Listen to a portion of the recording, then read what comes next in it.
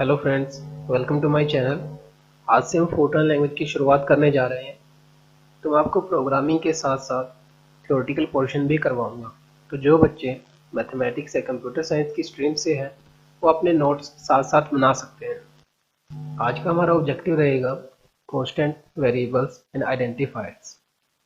To learn programming सीखने के लिए हमें क्या क्या चाहिए, क्या क्या सीखना होगा। सबसे पहले हम सीखेंगे करैक्टर सेट।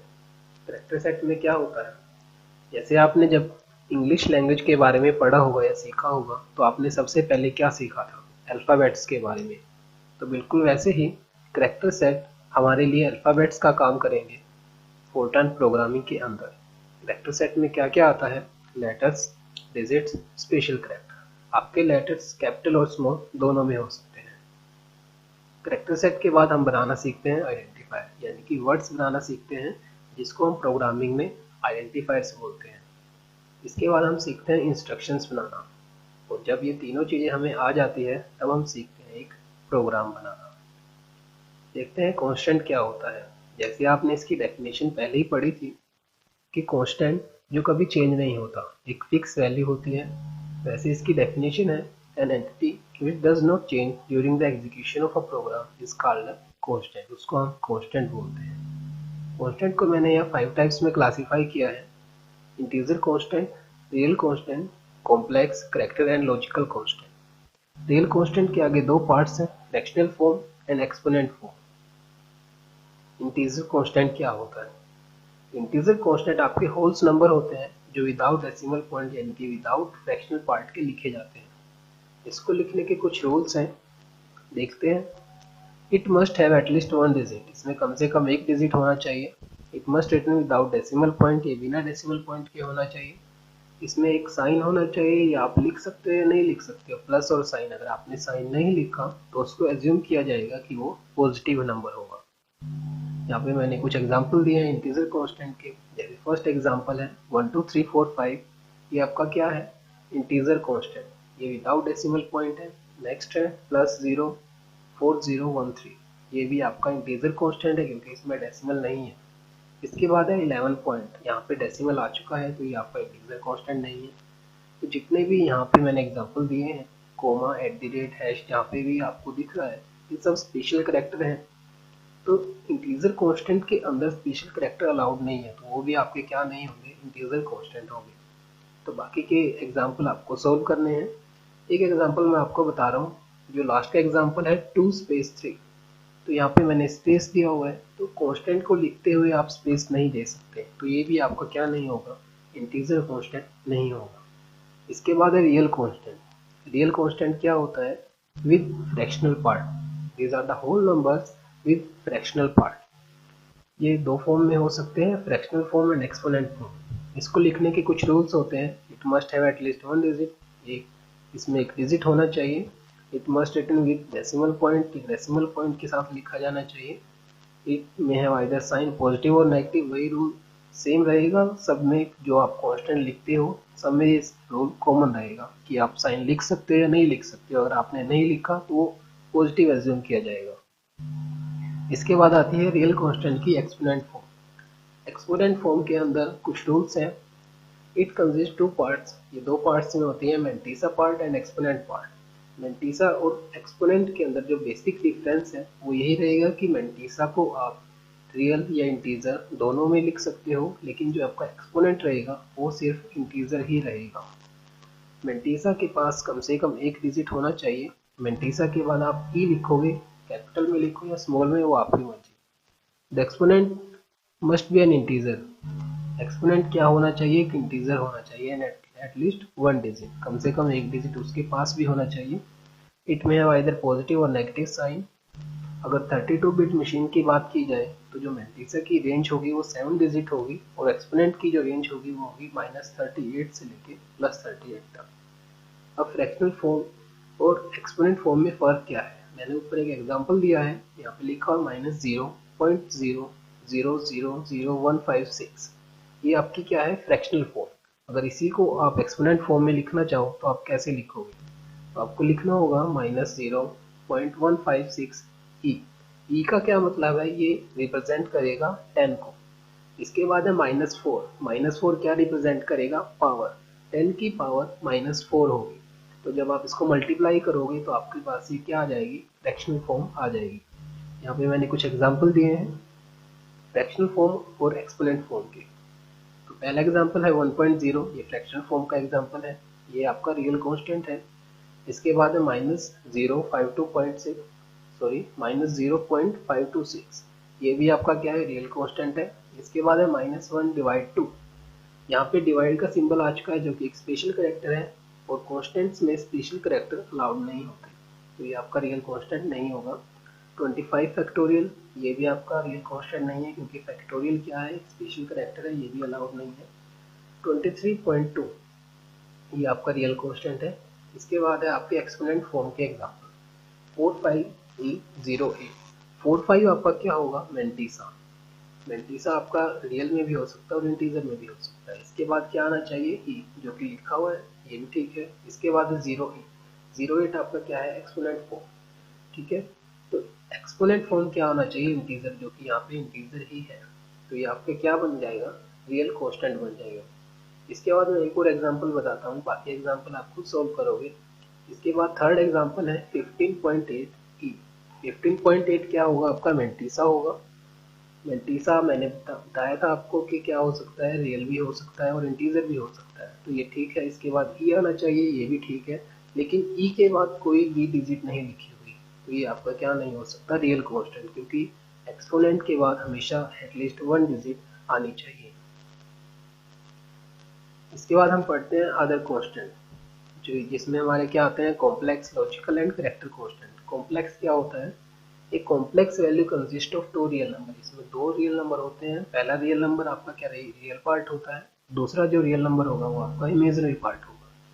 इसमें मैंने एग्जांपल दिया है 2.0, 3.0, आपको ऐसे ही लिखना होता है। अगर इसको मैथमेटिक्स में लिखा जाए तो कैसे लिखोगे? 2.0 प्लस 3.0 आयोटा। सेकेंड एग्जांपल है 1.2, -2.0 इक्वल किसके होगा? 1.2 -2.0 आयोटा के। इसके बाद है लॉजिकल कांस्टेंट। लॉजिकल कांस्टेंट क्या होता है? इसकी सिर्फ दो ही वैल्यू होती है, ट्रू और फॉल्स। यानी कि जब भी आप प्रोग्रामिंग करते हो, अगर आपका आंसर ट्रू और फॉल्स में आता है, तब हम किसका यूज करेंगे? लॉजिकल कांस्टेंट का। इसकी सिर्फ दो ही वैल्यू रहेगी, ट्रू और फॉल्स। जैसे मैंने लिखा है आपको भी वैसे ही लिखना है, डॉट ट्रू डॉट, और फॉल्स को डॉट फॉल्स डॉट। इसके बाद है करेक्टर कांस्टेंट। करेक्टर कांस्टेंट क्या होता है? And single entity between two inverted commas. देखिए ध्यान से कि इसको इन्वर्टेड कोमास में ही लिखना होता है। आपको सिंगल एंटिटी ही चाहिए और उसको टू इन्वर्टेड कोमास में ही लिखोगे। जैसे मैंने एग्जांपल लिया है, इन्वर्टेड कोमास के अंदर ए, 1 और बी, ये आपके सारे क्या है? Character constant. अगर आपकी जो ये लेटर या एंटिटी है एक से ज़्यादा हो जाती है, तो वो किसका रूप ले लेती है? स्ट्रिंग का। जैसे मैंने एग्जांपल लिया, मैंने मेरा नाम लिखा है अंकित, तो यहाँ पे ये क्या है? एक स्ट्रिंग होगी। इसके बाद है आइडेंटिफायर। आइडेंटिफायर होता क्या है? आइडेंटिफायर जैसे नाम से ही पता चल रहा है कि आइडेंटिटी, ये एक पहचान होती है हर एक वर्ड की प्रोग्राम के अंदर। तो आपका हर एक वर्ड जो होगा प्रोग्रामिंग में, वो क्या होगा? Identifier. It is combination of one और मोर लेटर्स और डिजिट। इसमें क्या क्या होंगे? लेटर और डिजिट्स ही होंगे। It must start with a letter, ध्यान रखना ये एक लेटर से ही स्टार्ट होगा। It can not have more than 31 characters, इसमें 31 कैरेक्टर से ज़्यादा नहीं होंगे। It must not contain any other letter और डिजिट, यानी कि इसमें ना तो हम स्पेशल कैरेक्टर को यूज़ कर सकते हैं, ठीक है, इसमें लेटर और डिजिट ही होने चाहिए। The underscore is taken as a letter. Underscore जो कि मैंने सिंबल दिखाया हुआ है ब्रैकेट में, आपका जो डैश लगा हुआ है नीचे, ये आपका अंडरस्कोर है, इसको भी हम लेटर एज्यूम करते हैं। They are case insensitive. Case insensitive का क्या मतलब है? इसका मतलब ये है कि अगर आप कोई आइडेंटिफायर कैपिटल में लिखते हो और उसी आइडेंटिफायर को आप स्मॉल में लिखते हो किसी प्रोग्राम के अंदर, तो उन दोनों का मीनिंग जो है वो सेम रहेगा। ये मतलब होता है केस इनसेंसिटिव का। यहाँ पे कुछ एग्जांपल हैं, जैसे एक्स वाई आपका आइडेंटिफायर है, मीन 50 ये भी आइडेंटिफायर है, रोल अंडरस्कोर नंबर ये भी आपका क्या होगा? आइडेंटिफायर। थीटा ये भी आइडेंटिफायर है। 5 मीन, 5 मीन क्या आपका आइडेंटिफायर है? नहीं। क्यों? क्योंकि ये लेटर से स्टार्ट नहीं है, ये एक डिजिट से स्टार्ट है। मैंने सेकंड लाइन लिखी है, it must start with a letter, एक लेटर से स्टार्ट होना चाहिए। और यहाँ पे 5 से स्टार्ट है तो ये आपका आइडेंटिफायर नहीं होगा। इसके बाद है रोल स्पेस और हैश लिखा हुआ है तो ये भी आपका आइडेंटिफायर नहीं है क्योंकि इसमें क्या आ चुका है, एक स्पेशल कैरेक्टर आ चुका है। इसके बाद है वेरिएबल। वेरिएबल क्या होगा, आपको डेफिनेशन पता ही होगी कि जो चीज़ चेंज होती रहती है उसको हम वेरिएबल बोलते हैं। ए क्वांटिटी विच में very during program execution is called variable. ठीक है, जो प्रोग्राम एग्जीक्यूशन के दौरान वेरी होती रहेगी उसको हम वेरिएबल बोलते हैं। It must be declare in the beginning of the program. Program की स्टार्टिंग में हम इसको डिक्लेयर करते हैं। जब भी आप एक वेरिएबल को डिक्लेयर करोगे तो आपके पास मेमोरी के अंदर क्या होगा, एक स्टोरेज लोकेशन स्पेसिफाई हो जाएगी। जैसे मैंने एग्जांपल लिया है लेंथ। लेंथ आपका क्या है, एक वेरिएबल है, इसको हम बोलते हैं नेम टैग। इसके बाद है 2.412, ये क्या होगा, वैल्यू होगी, वैल्यू ऑफ द वेरिएबल। इसके बाद जो आपको ये बॉक्स दिख रहा है ये मेमोरी के अंदर एक ऐसा बॉक्स है जो स्टोरेज लोकेशन को स्पेसिफाई करता है किस वेरिएबल के लिए, लेंथ नाम के वेरिएबल के लिए। इसके बाद declaration of a variable. Variable को डिक्लेयर कैसे करते हैं, द सिंटैक्स फॉर डिक्लेरेशन क्या होगा, टाइप नेम। टाइप नेम आपका एक कीवर्ड होगा जो फॉलो करेगा 2 कॉलम्स को। इसके बाद हम वेरिएबल्स की लिस्ट लिख सकते हैं सेपरेटेड बाय कॉमा। आप जितने भी वेरिएबल चाहे लिख सकते हो उनको कॉमा से सेपरेट करके। Keyword follow by 2 columns and the variable names are separated by comma, जो कि मैं आपको बता चुका हूँ। टाइप नेम आपका क्या क्या हो सकता है, जो ये कीवर्ड है आपका इंटीजर हो सकता है, रियल, कॉम्प्लेक्स, कैरेक्टर और लॉजिकल हो सकता है। यहाँ पे कुछ एग्जांपल है, जैसे आपका फर्स्ट है इंट। इंट क्या है, एक कीवर्ड नहीं है, इंट नहीं होगा क्योंकि इंटीजर कीवर्ड होता है तो आपका ये डिक्लेरेशन सही नहीं है। इसके बाद है इंटीजर, ये कीवर्ड है, सही है। इसके बाद 2 कॉलम्स लिखा हुआ है, लेकिन यहाँ पे वेरिएबल में इसने लिखा @n। @n क्या आपका एक आइडेंटिफायर है, नहीं, क्योंकि आइडेंटिफायर के अंदर हम क्या लिखते हैं, एक लेटर से स्टार्ट होना चाहिए, और दूसरी बात कि उसमें लेटर और डिजिट्स ही होते हैं, ना कि स्पेशल कैरेक्टर। तो आपका ये जो डिक्लेरेशन है वो सही नहीं है। इसके बाद थर्ड रियल। रियल एक कीवर्ड है लेकिन ये 2 कॉलम्स को फॉलो नहीं करता तो ये भी आपकी डिक्लेरेशन सही नहीं होगी। इसके बाद जो इंटीजर और रियल वाली फोर्थ और फिफ्थ आपकी डिक्लेरेशन है वो बिल्कुल सही है। इसके बाद है नेम्ड कांस्टेंट। नेम्ड कांस्टेंट क्या होता है, जैसे आपने मान लो मैंने यहाँ पे 2 एग्जांपल लिए हैं। प्रोग्राम, 2 प्रोग्राम है, एक लेफ्ट साइड और एक राइट साइड। यहाँ पे मैंने लिखा 40। 40 आपको कितनी लाइंस में दिख रहा है, मान लो आपको ये दिख रहा है 40 लाइंस के अंदर। आपको 40 लाइन के अंदर आपको एक कांस्टेंट दिख रहा है जो कि 40 लिखा हुआ है। अब इसी कांस्टेंट की जगह अगर आपको 41 लिखना होता तो आप क्या करोगे, आपको लिखना होगा 41 41 41 हर एक लाइन के अंदर, और आपको प्रोग्राम के अंदर हर जगह ये ढूंढना पड़ता कि 40 कहाँ लिखा हुआ है ताकि आप उसको 41 से चेंज कर सको।